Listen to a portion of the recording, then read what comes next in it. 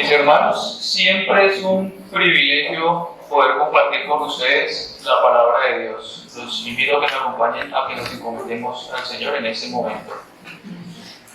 Bendito Dios, Señor y Padre, te alabamos porque eres bueno con nosotros, tu pueblo, tu familia. Gracias por habernos convocado en este día, por estar con nosotros, adorando y glorificando tu nombre. Guíame en este momento de la predicación, que tu Santo Espíritu me use como un mero instrumento de tu bondad para con tu pueblo. Quita de mí el desviarme de tu palabra y hablar la mía. En tus manos estoy y en tus manos encomiendo los corazones de mis hermanos que escucharán tu palabra esta mañana. En Cristo Jesús. Amén. Bueno, vamos a estar en Efesios capítulo 5, versículos del 22 hasta el 33. Les confieso muy personalmente que desde hace años quería predicar un sermoncito sobre el matrimonio, pero sin estar casado no me atreví nunca a hacerlo. Y hoy fue el momento, tal vez incluso continuando con el tema del pastor el domingo pasado. En el texto que acabamos de leer, en Efesios 5, ustedes encuentran el modelo bíblico del matrimonio. Aquí el Espíritu Santo nos da más que suficiente luz para establecer cuáles son los roles del hombre, del varón y de la mujer en el matrimonio. Y aquí hay una pregunta importante que todos debemos hacernos, y es: ¿por qué necesito yo conocer el significado bíblico del matrimonio? La gran respuesta es que nuestros matrimonios pueden estar en grave peligro si no conocemos qué dice la Biblia respecto a su funcionamiento y a la forma en que debemos dirigirlos. ¿Qué no pretendo esta mañana? Lo cual tampoco puedo hacer es arreglar sus matrimonios. Tampoco pretendo venir a imponerles lo que ustedes deben hacer. Tampoco pretendo venir a imponerles a las mujeres el rol que deben asumir en el matrimonio y a los varones el rol que deben asumir. Esto es producto de que el Espíritu Santo hable a sus corazones. Yo no soy quien para imponer estas cosas. Y voy a seguir el modelo del apóstol Pablo para cualquiera de sus exhortaciones. Y es que Pablo, en todas sus cartas, llegaba algún momento en donde se dirigía directamente al punto donde él quería llegar con sus lectores originales. En este caso, en el capítulo 5, por alguna razón, Pablo, inspirado por el Espíritu Santo, nos va a hablar del matrimonio. Y hace 2000 años iba a hablar del matrimonio. Pero, si ustedes han leído, si en casa leen los primeros capítulos de Efesios, antes de exhortar puntualmente a los hermanos sobre algún tema en específico, el apóstol Pablo siempre hacía una exposición detallada del Evangelio, específica, larga, extendida y muy aplicada. Para mí, ¿eso qué significa? Que si yo quiero exhortarlos esta mañana a ustedes respecto al tema del matrimonio, antes tenemos que ver, aunque sea un poco breve, el Evangelio que hemos creído. Sobre Efesios 5, las esposas solo pueden asumir su rol en el matrimonio si en verdad creen el Evangelio y el Espíritu Santo mora en ellas y les da toda la gracia que necesitan para hacerlo. Igualmente los esposos solo van a poder asumir el rol que vamos a ver más adelante si el Espíritu Santo los ha sellado después que hayan escuchado y creído el Evangelio de Cristo. Así que en todo el trasfondo Pablo explica, antes de explicar el matrimonio, nos da una explicación detallada del Evangelio. Vuelvan un poco atrás en la carta de Efesios al capítulo 2 y vamos a ver brevemente los versículos del 4 hasta el 7.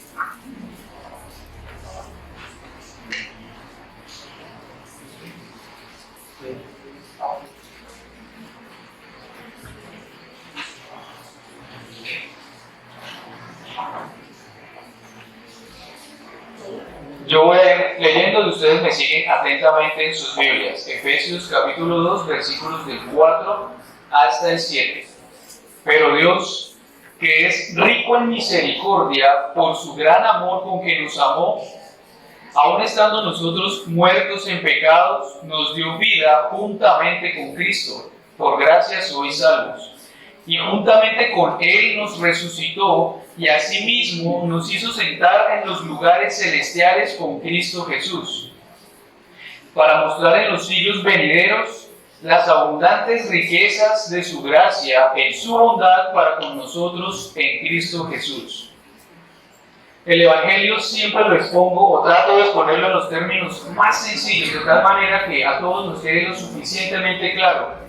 Y son las buenas noticias acerca de todo lo que Dios ha hecho por cada uno de nosotros en Cristo Jesús.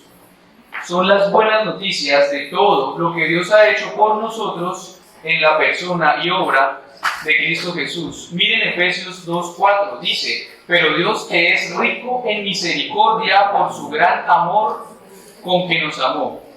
Este es el principio de las buenas noticias. Dios es rico en misericordia. El Señor se compadece de nosotros y no nos da lo que merecemos. ¿Qué es lo que merecemos? La muerte, como la consecuencia de haber pecado y de habernos rebelado contra un Dios que es 3 veces santo. Esto es misericordia. Más que esto, Dios nos amó con su gran amor. ¿Cómo se manifestó el amor de Dios por ti? Miren Efesios 2, versículo 5. Aun estando nosotros muertos en pecados, nos dio vida juntamente con Cristo.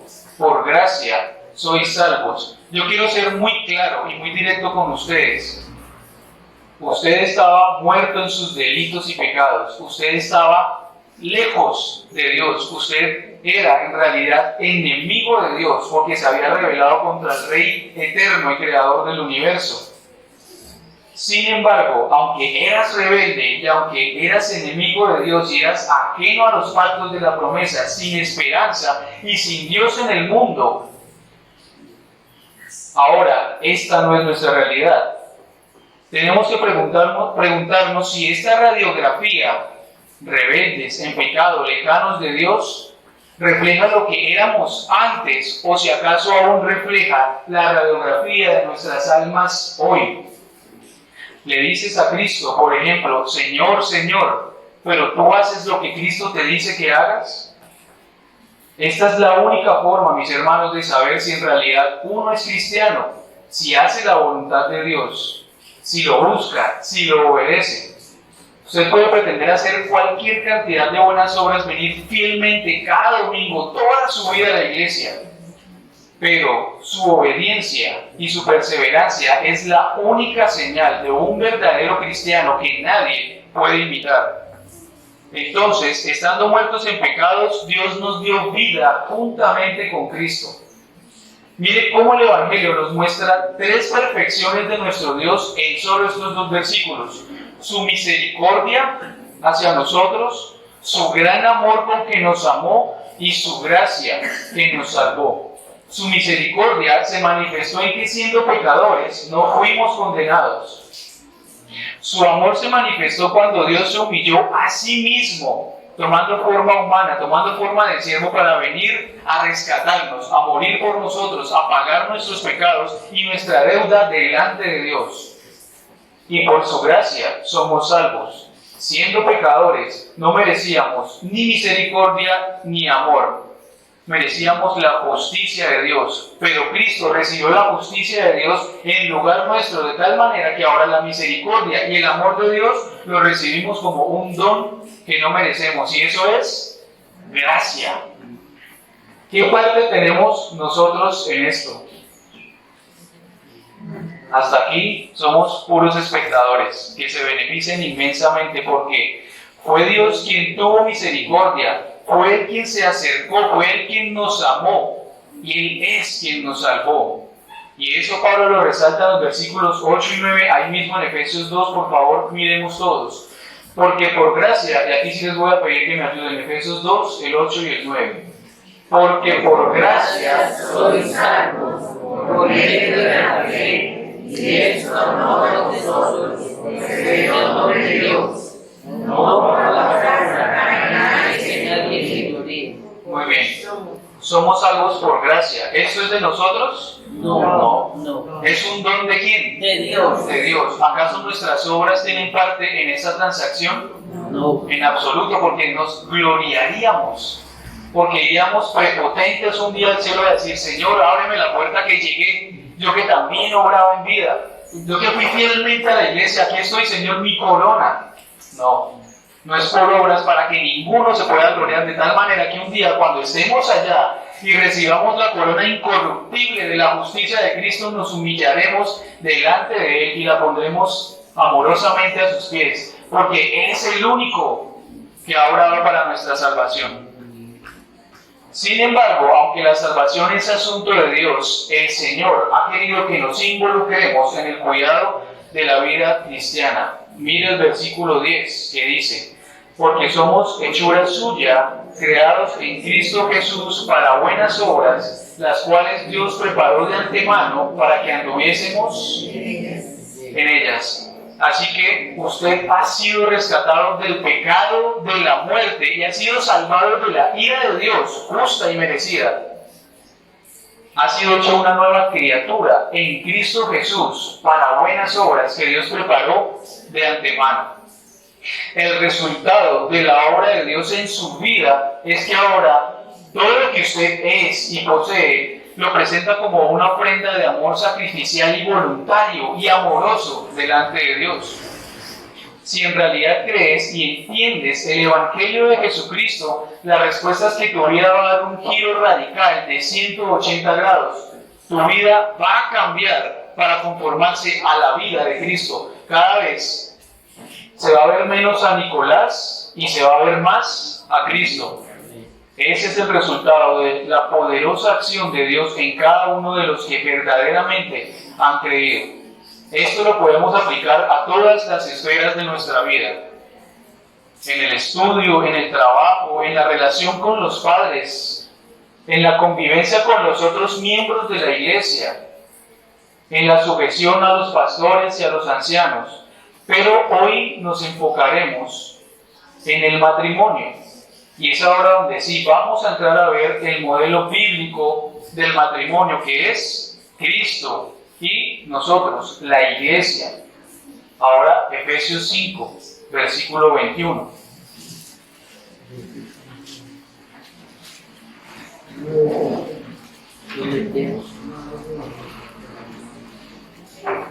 Y dice Efesios 5, 21: someteos unos a otros en el temor de Dios. Para hablar del matrimonio, mis hermanos, los que ya son casados me van a entender perfectamente, especialmente los que llevan mucho más tiempo que yo en esto. Los que se quieren casar un día necesitan escuchar este sermón. Para hablar del matrimonio es necesario hablar de sometimiento. Y no quiero que en principio ninguna de mis amadas hermanas se asuste. No quiero que aquí se levante por ahí alguna bandera del feminismo, porque nada tiene que ver eso. No vamos a apoyar aquí ni el feminismo ni el machismo. Nuestra discusión trasciende absolutamente todo eso, de tal manera que es simple y vano. Vamos a hablar de los roles que Dios ha establecido para la familia, para el matrimonio. Desde el versículo 22 del capítulo 5 de Efesios hasta todo ese capítulo, el capítulo 6, el versículo 9, Pablo va a tocar el tema de los roles y los deberes en la familia y en la sociedad. Y es muy llamativo que inicia diciendo: sométanse los unos a los otros. Si usted es miembro de esta iglesia, ¿qué necesita para poder vivir en armonía con sus hermanos? Someterse a ellos, verlos como superiores a sí mismo, en realidad como viendo a Cristo en cada uno de ellos. Sométanse los unos a los otros. En principio, el sometimiento del que Pablo habla se basa en el temor al Señor. Usted se somete a lo que Dios dice sobre el matrimonio, no por la afectividad del que está aquí predicando, no porque sea yo quien está diciendo sométanse, sino por el temor del Señor. Por eso quise, tal vez, dejar un poco inquietos sus corazones con la predicación del Evangelio antes de pasar a este tema, porque, como dije al principio, solo si ustedes creen el Evangelio y genuinamente quieren adorar a Dios, pueden asumir estas cosas con amor y ponerlas en práctica. Entonces, Dios es nuestra autoridad suprema y todos podemos sujetarnos a sus designios amorosa y voluntariamente si conocemos y tenemos en mente todas las bondades de Dios para con nosotros en Cristo. Y ese va a ser mi discurso. Si yo le digo esta mañana a una esposa, sujétese a su esposo, no va a ser por la dignidad en sí del esposo, sino porque es un mandamiento que Dios le ha dado. Y le voy a decir, recuerde todo lo que Dios ha hecho por usted en Cristo, asimismo con los esposos. Dios es el Señor, Él es el Rey del universo, delante de Él toda rodilla se doblará un día. Solo que nosotros, su pueblo, nos ofreceremos hincados delante de Él amorosa y voluntariamente. Asimismo, los esposos se someten al rol que Dios les asignó voluntariamente. Y las esposas se pueden someter al rol que el Señor les asignó amorosa y voluntariamente, sin que esto sea una carga para ninguno de nosotros. ¿Cuál es entonces el fundamento para someternos unos a otros? ¿Cuál es el fundamento del matrimonio para someterse el uno al otro? El temor de Dios en virtud de quién es Él y lo que ha hecho por nosotros. Nos sujetamos a lo que Dios nos dice porque básicamente Él es Dios. Él es nuestro Señor, Él es nuestra autoridad suprema. Y también nos sujetamos porque Él ha sido un Padre amoroso y tierno con nosotros, que nos rescató de donde no podíamos salir por nosotros mismos. En Efesios 5, del 22 al 33, el pasaje donde estamos, vamos a ver claramente los roles que Dios ha establecido para el matrimonio. Y aquí quiero notar algo, y es que en el idioma original, Pablo destina 40 palabras a la esposa y luego destina 115 palabras al esposo. Para mí esto es señal que nosotros, los esposos, necesitamos escuchar más sobre nuestro rol y responsabilidad en la familia. Me tomé la tarea de contar las palabras en la versión Reina Valera que ustedes tienen, y de nuevo la relación es la misma, 3-1.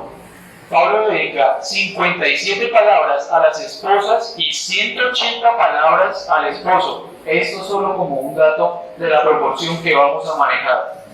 Esto significa que la responsabilidad y el sacrificio en el matrimonio cae principalmente sobre el varón. Claro que sí. Nosotros, mis hermanos amados, estamos llamados a ser amorosos, responsables y sacrificiales con nuestras esposas. Pero vamos a ver en principio el rol de la mujer. Vamos con las primeras 40 palabras. Efesios 5, del 22 al 24. Ayúdenme a leer, por favor. Las casadas estén sujetas a sus propios maridos como al Señor, porque el marido es cabeza de la mujer, así como Cristo es cabeza de la iglesia, la cual es su cuerpo y Él es su Salvador. Así como la iglesia está sujeta a Cristo, así también las casadas estén a sus maridos en todo. Muy bien, aquí la primera palabra clave es la sujeción. Lo que significa es estar bajo autoridad o someterse a. Ese mismo término es usado frecuentemente por Pablo, y él siempre que usa la palabra sujeción o sumisión se refiere al orden. Todas nuestras relaciones tienen cierto orden. Como ciudadanos, por ejemplo, nos sometemos a la autoridad, a la policía, al alcalde, al presidente. Los empleados se sujetan al jefe en la empresa. Los hijos se sujetan a la autoridad de sus padres. Los estudiantes de cita, ¿a quién se sujetan? A la autoridad de los tutores, y tienen que enviar la tarea como los tutores dicen. ¿Es verdad? Entonces, en todas estas relaciones se describe cierto orden que debe ser respetado para que la relación se mantenga y pueda funcionar. Aquí quiero hacer una nota muy especial. El mandamiento para la esposa que acabamos de leer es que estén sujetas a sus propios maridos como al Señor. Culturalmente y tradicionalmente esto ha sido mal interpretado, a tal punto que hoy las mujeres aborrecen escuchar hablar de sujeción. ¿Sujetarme a un esposo? En absoluto. La sujeción no implica que la esposa es inferior al marido. Sí implica que la esposa tiene un rol diferente al de su esposo, así como tiene el mismo valor que él. Piensen, por ejemplo, en el orden que existe en la Trinidad. Dios el Padre envió a Dios el Hijo a hacer la obra de rescate por nosotros. El Hijo, nuestro Señor, se somete a la voluntad del Padre de tal manera que vino a ser la voluntad del que lo envió. Y el Espíritu Santo es enviado por Cristo para dar testimonio de Él, de nada más sino de Él. Así que podemos ver cierto orden y cierta estructura en la Trinidad, y no significa que el Hijo por sujetarse al Padre es menos Hijo. No significa que el Espíritu Santo por venir a cumplir la función que el Hijo le encomendó es menos glorioso. Asimismo, en la familia, no significa que porque la esposa se sujeta al esposo es menos valiosa que él. El esposo es la cabeza y la esposa se sujeta a su esposo y los hijos se someten a los padres, pero el esposo ni es superior por eso, ni es más valioso. Asimismo, la esposa no es inferior o menos digna que el esposo. De nuevo, la estructura en estas relaciones no señala una escala de valor o superioridad de ninguna persona sobre otra. La mujer tiene el mismo valor que el hombre, pero tiene un rol diferente. Toda esposa está llamada a sujetarse, a someterse a su esposo como al Señor, es decir, como una expresión de sometimiento a Cristo Jesús. ¿Es difícil sujetarse a su esposo? Usted no tiene que hacerlo en virtud de quién es Él. Tampoco tiene que sujetarse a Él pensando si Él es digno o se ha ganado la sujeción. Sométase, porque al hacerlo usted está obedeciendo a su Señor y déjele el resultado a Él. Sométase y va a ver cómo usted gana, por la gracia de Dios, el corazón de su marido para Cristo. Sea fiel en cumplir el mandamiento y verá cómo el Señor obra. Déjele el resultado al Señor. La esposa se puede sujetar a su esposo reconociendo su autoridad y su iniciativa en el hogar, que corresponde al esposo. Es más, ella sabe que tiene una parte vital en la familia. Más aún, ustedes las mujeres saben que sin ustedes, nosotros no estamos completos. Eso es verdad. Al mismo tiempo, usted puede reconocer que no es independiente y no va a tomar decisiones antes que su esposo. Competir por la autoridad y el control en el hogar es un error, y más que eso, es un pecado. Y seguramente un hogar en donde suceda esto está en grave peligro. Muchas veces sucede lastimosamente que el esposo es pasivo y no toma la iniciativa, por ejemplo, del cuidado espiritual, de orar, de enseñar la escritura, del devocional familiar con los hijos, de proveer para la esposa. Pero en todos estos casos, mis amadas, ustedes pueden alentar y motivar a sus maridos para que asuman su rol. Por ejemplo, cuando él toma una buena decisión, reconociéndolo, has tomado una buena decisión con sabiduría y prudencia. Es bueno, esposo, cuando tomas las riendas del hogar y diriges con responsabilidad y sabiduría. Y aquí les voy a confesar un secreto. Nosotros muchas veces sentimos el peso de la responsabilidad de la familia en nuestras espaldas. Si no fuera por Cristo, sería una carga que los varones, con toda nuestra virilidad, no podríamos llevar. Veamos ahora el versículo 23, en Efesios 5. Porque el marido es cabeza de la mujer, así como Cristo es cabeza de la iglesia, la cual es su cuerpo y Él es su Salvador. Entonces la mujer está llamada a sujetarse a su esposo por el hecho que Él ha sido puesto como cabeza de ella. Así como Cristo es cabeza de la iglesia, y es aquí donde Pablo empieza a introducir el modelo al cual debemos acomodarnos. Aquí la palabra clave es cabeza. Lo que significa es que hay alguien que está a cargo y es responsable de todo. La cabeza es la dirección y el cuerpo responde, sigue las indicaciones de la cabeza. Pablo compara el rol de Cristo con el rol del esposo y compara el rol de la iglesia con el rol de la esposa. La iglesia no se gobierna a sí misma, ella pertenece a Cristo y es gobernada por Él y es guiada por Él. De la misma forma, la mujer no se gobierna a sí misma en el hogar, sino que ella debe sujetarse a su esposo. De nuevo, no soy yo quien les está imponiendo la sujeción, ni siquiera soy yo el que las está llamando a la sujeción. Ustedes están viendo claramente que es el Señor mismo quien las llama a esto. Han sido diseñadas para esto, a ser sumisas con sus esposos. De esta manera van a estar agradando y obedeciendo a su Señor que las salvó y las amó.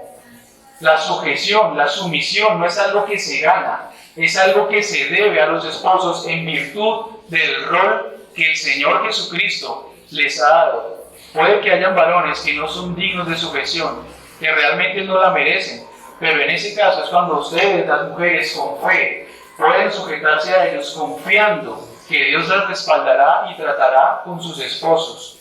Veamos un poco más sobre este modelo de sumisión en Efesios 5, versículo 24. Así que, como la iglesia está sujeta a Cristo, así también las casadas lo estén a sus maridos en todo. A nivel individual sabemos que existe una autoridad sobre nosotros. Mi autoridad es Cristo, la autoridad suya es Cristo.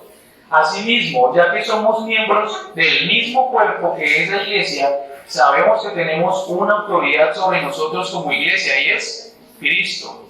La iglesia, como la esposa de Cristo, siempre se sujeta a Él. En el mismo sentido, en el matrimonio, la esposa se sujeta al esposo.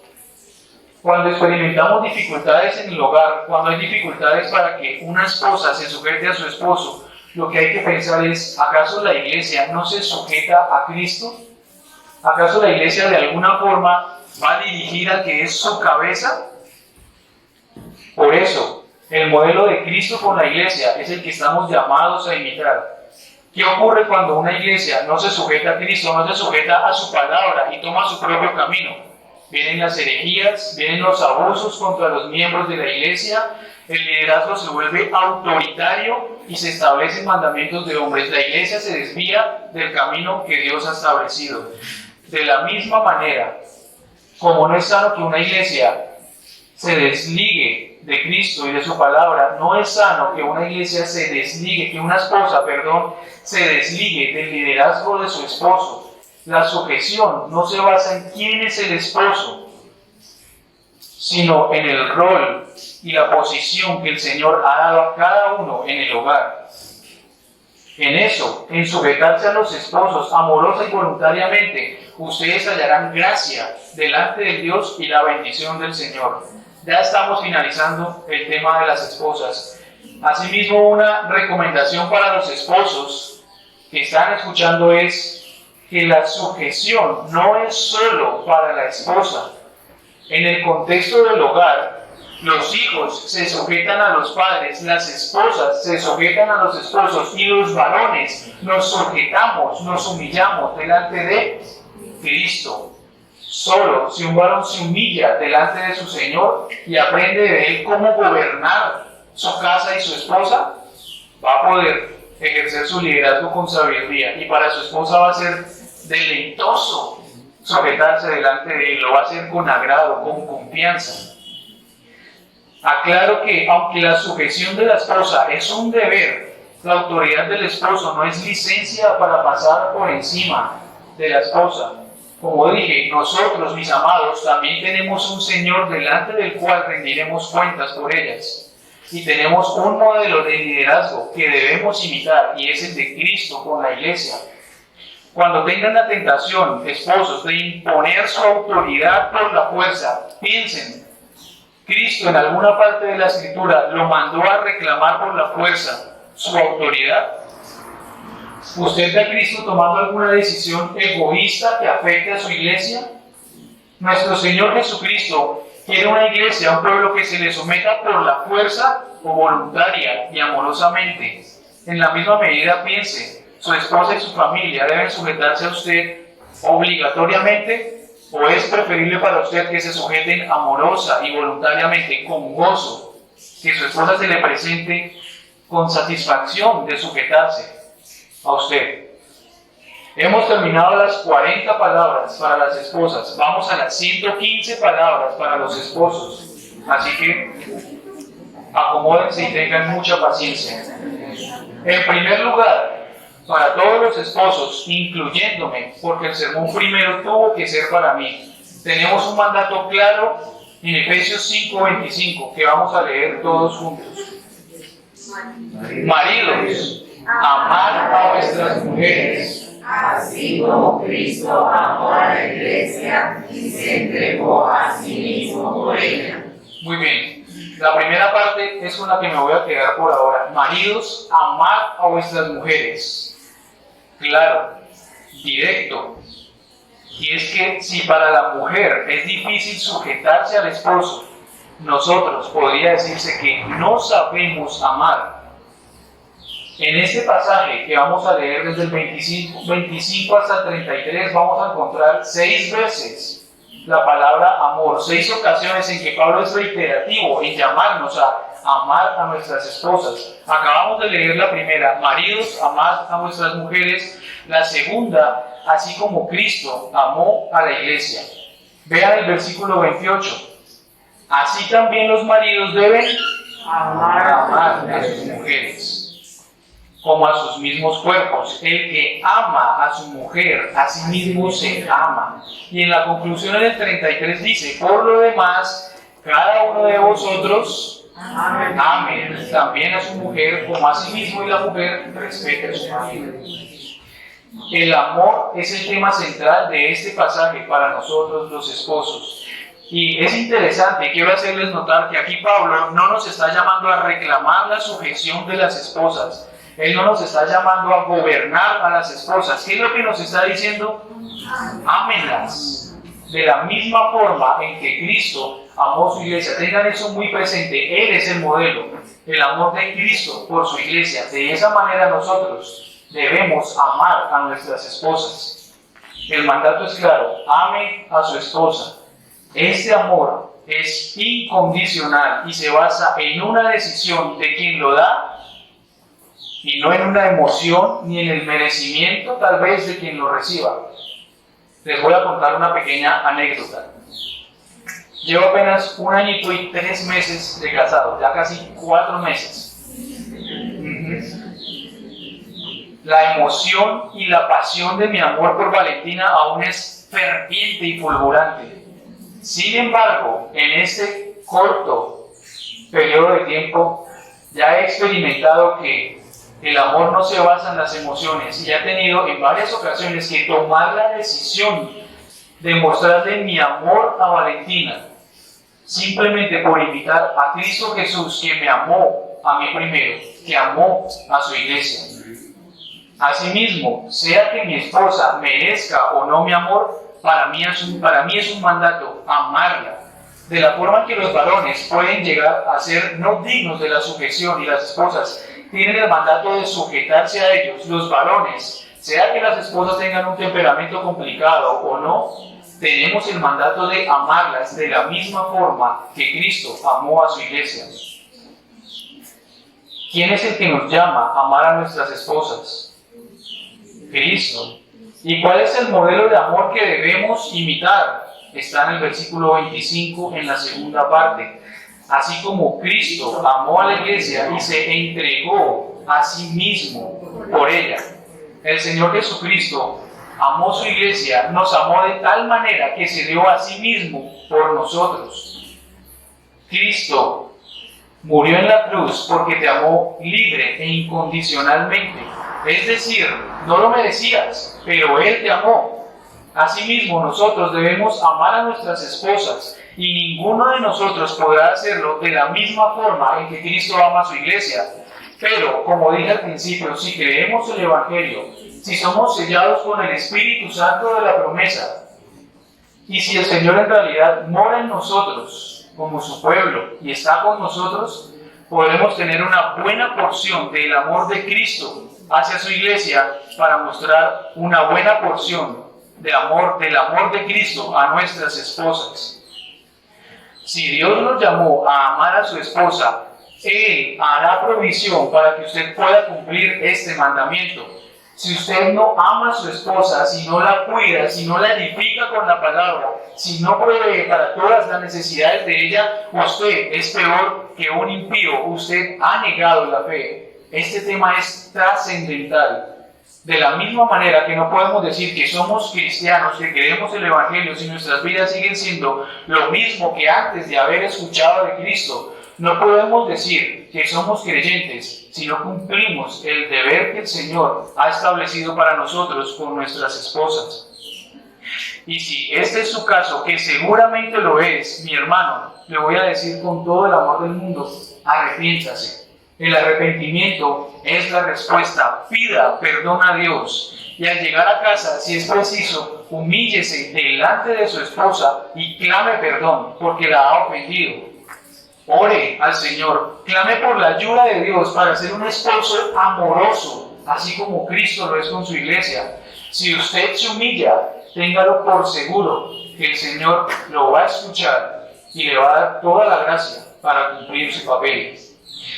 De la misma manera que Cristo lo amó y se entregó por usted, ame a su esposa y sacrifíquese por ella.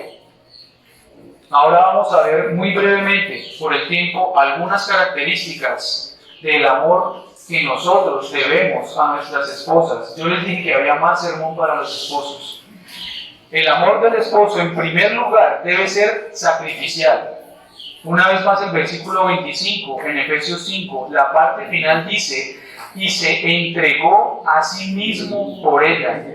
Cristo amó a su iglesia a tal punto que entregó su vida por ella. ¿Quién es la iglesia? Nosotros. Cada uno de ustedes es miembro de la iglesia. Los esposos que me escuchan esta mañana son la iglesia. Cristo los amó, señores, de tal manera que se entregó por ustedes. Ese es el modelo de amor que necesitamos imitar en los hogares. Este es nuestro modelo. Un esposo amoroso debe estar dispuesto para sacrificar su vida por la esposa. Y no se trata solo de dar la vida por ella en alguna ocasión extraordinaria, que creo que eso es el afecto natural, sino se trata de sacrificarse por ella todos los días de su vida. Anoche estudiamos con los jóvenes el libro Cuando pecadores dicen acepto, con los jóvenes adultos o con los adultos jóvenes. Y Valentina les contó una intimidad, y es que a veces a este servidor, cuando saca la jarra de la nevera y se sirve el vasito de agua y la jarra queda vacía o con poquito contenido, se le olvida recargarla o dejarla afuera, sino que vuelve y la pone en la nevera. Eso es algo irritante. Tuvieron para gozar conmigo con la historia de la jarra, pero puede sonar un poco chistoso, pero tal vez quiero ser muy práctico en que todos estos pequeños detalles, en principio, son una forma de, en lo poco, sacrificarse por las esposas, ordenar los zapatos, recoger la losita del almuerzo, lavarla, ayudar a veces con los quehaceres del hogar. ¿Por qué no? La Biblia no condena eso, señores. Así que, además de eso, en muchas ocasiones, yendo más en profundidad, seguramente nosotros como esposos vamos a tener que dejar de lado nuestros intereses egoístas, individualistas, inclusive nuestras preferencias o gustos para mostrar amor a nuestras esposas. Usted necesita negarse a sí mismo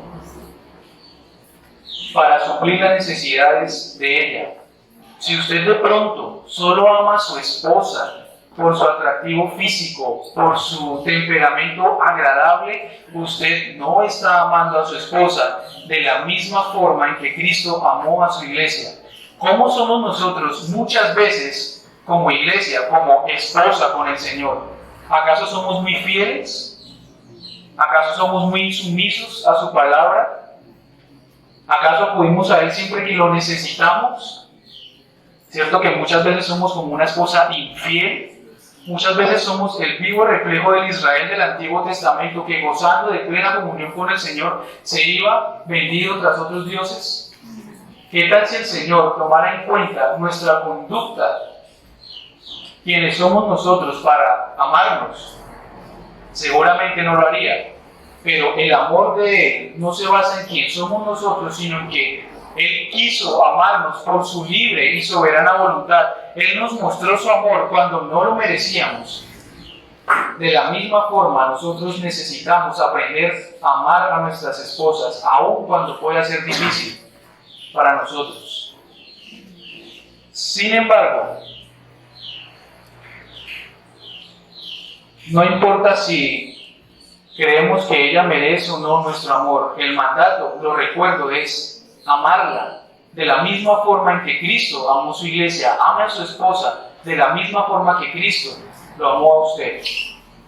En segundo lugar, el amor del esposo purifica a la esposa. Efesios 5:26, miremos todos por favor. 5:26 y 27, y de nuevo les ruego me ayuden a leer. Para santificarla, habiéndola purificado,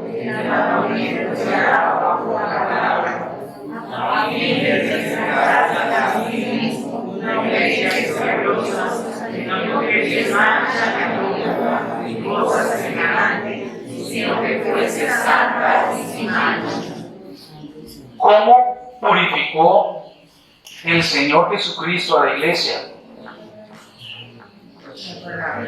Mediante la palabra. Ustedes recuerdan cuando Él decía, y ya ustedes están limpios por la palabra que les he hablado. ¿Cómo guardará el joven su camino? ¿Cómo limpiará el joven su camino? Con guardar la palabra de Dios. ¿Cuál es el objetivo del Señor Jesucristo en haber lavado y limpiado y purificado su iglesia a nosotros con la palabra, y en hacerlo aún hoy día? Presentársela a sí mismo una iglesia como, lean por favor el 27, a fin de presentársela a sí mismo una iglesia gloriosa, que no tuviese mancha ni arruga ni cosa semejante, todo lo contrario, sino que fuese santa y sin mancha. Yo quiero hacer una breve aplicación aquí para la iglesia en general.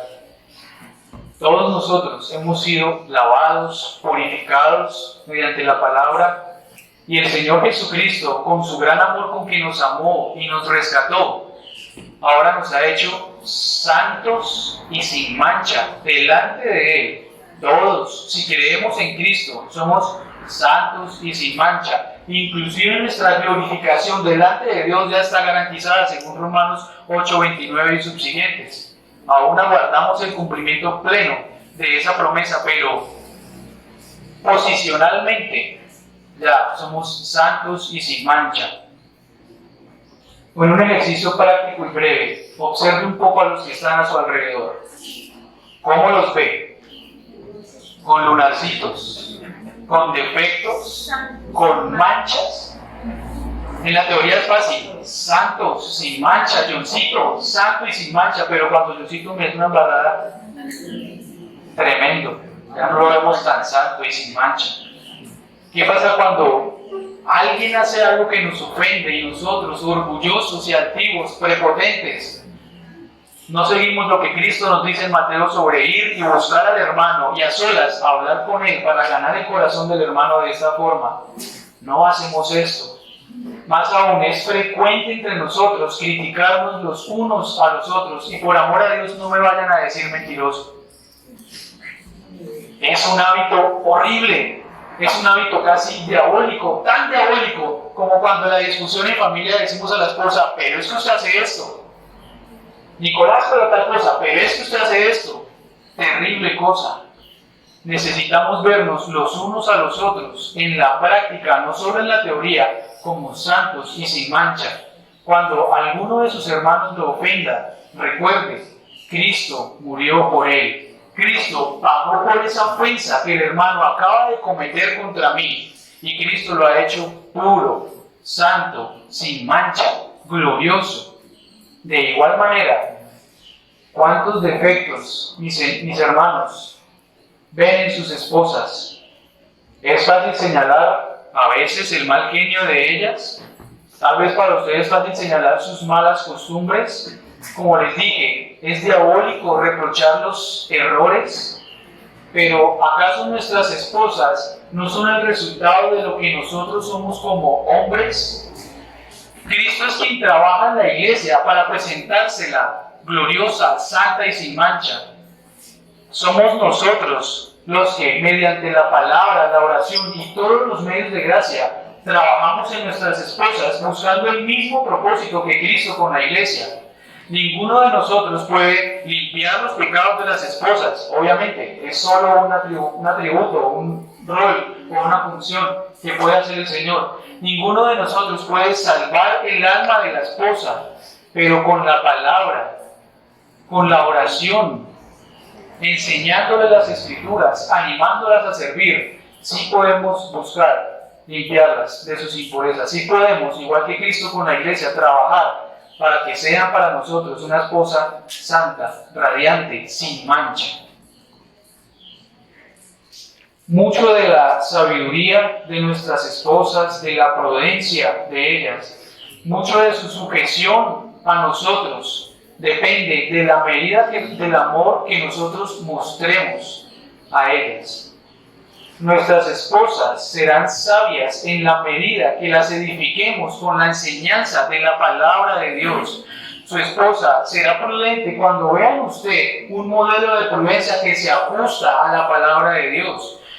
Para su esposa será mucho más satisfactorio y deleitoso someterse a su autoridad en la medida que ella vea que usted a sí mismo se somete a la autoridad de Cristo. Así que usted es responsable de limpiarla, de purificarla, de quitar de ella los defectos y las manchas, y su herramienta principal para esto es la palabra de Dios. Y claro está, estoy hablando dando por sentado que tenemos la gracia de Dios con nosotros y el Espíritu Santo que mora en los esposos y en las esposas. Sin embargo, nuestro deber es enseñar, ministrar, predicar y edificar a nuestras esposas. ¿Quiere una esposa radiante, sumisa y amorosa? Es usted quien debe trabajar en ella, así como Cristo purificó a su iglesia para que fuera santa y sin mancha.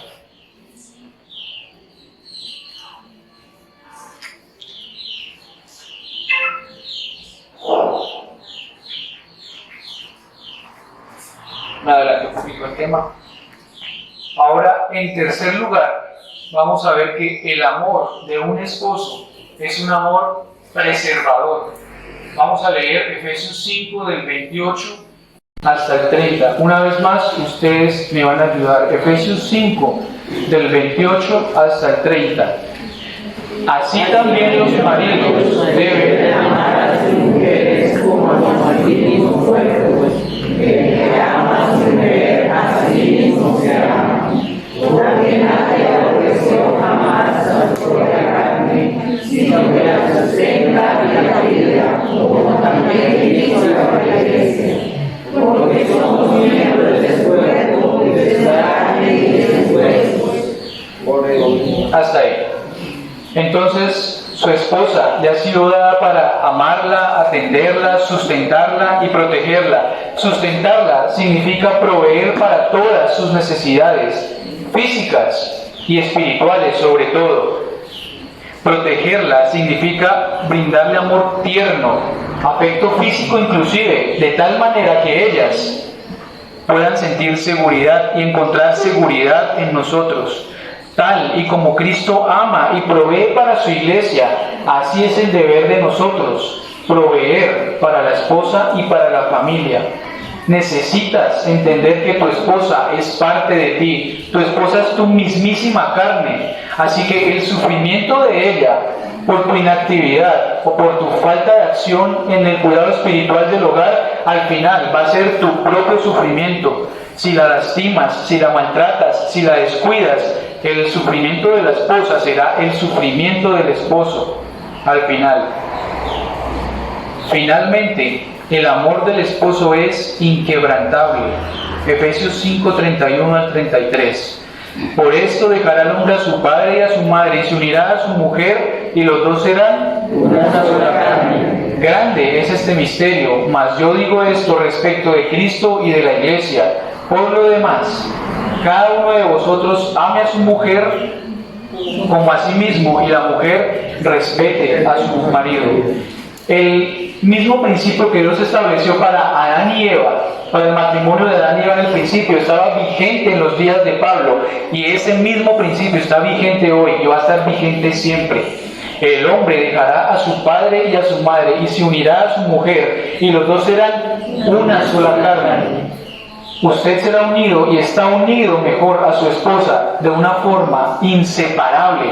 Así como la iglesia, el cuerpo de Cristo, es indivisible, y así como la iglesia está unida a Cristo de forma indivisible, así el esposo y la esposa están unidos de forma indivisible. No se puede disolver esta unión. Según Efesios 1:13, usted escuchó el Evangelio y habiendo creído el Evangelio, usted fue sellado con el Espíritu Santo. Y luego más adelante, en Efesios 2:19, dice que usted ya no es extranjero ni advenedizo, sino que en Cristo viene a ser parte de la familia de Dios. Entonces, una vez usted cree el Evangelio, es unido a Cristo y es unido a la iglesia.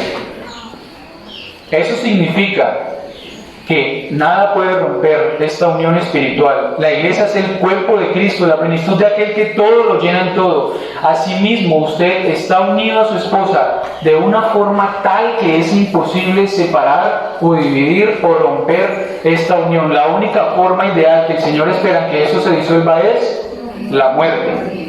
Su matrimonio está diseñado para ser una representación de la unión de Cristo con su iglesia. Y usted tiene todos los medios de gracia para ocuparse en esto. Seguramente ninguno de nuestros matrimonios es un modelo perfecto, solo el de Cristo con la iglesia. En tal caso, ¿qué podemos hacer? Para mí, el arrepentimiento es la respuesta.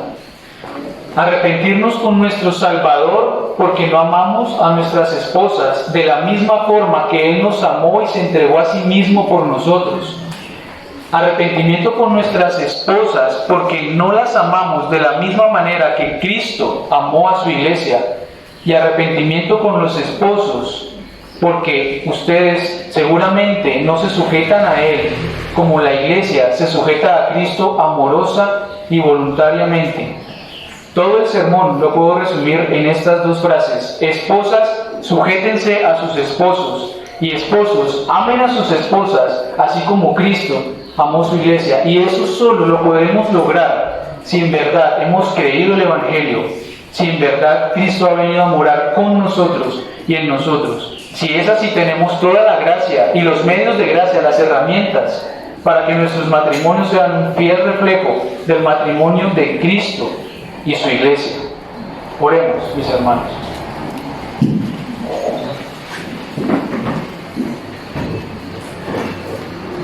Señor, tú eres nuestro creador y tú eres el dueño de nuestros matrimonios. Gracias porque nos has salvado, gracias porque nos amaste, aunque no lo merecíamos. Gracias porque como iglesia podemos ver la forma en que nos cuidas y nos amas. Perdónanos si es que no hemos guardado nuestra función en el hogar.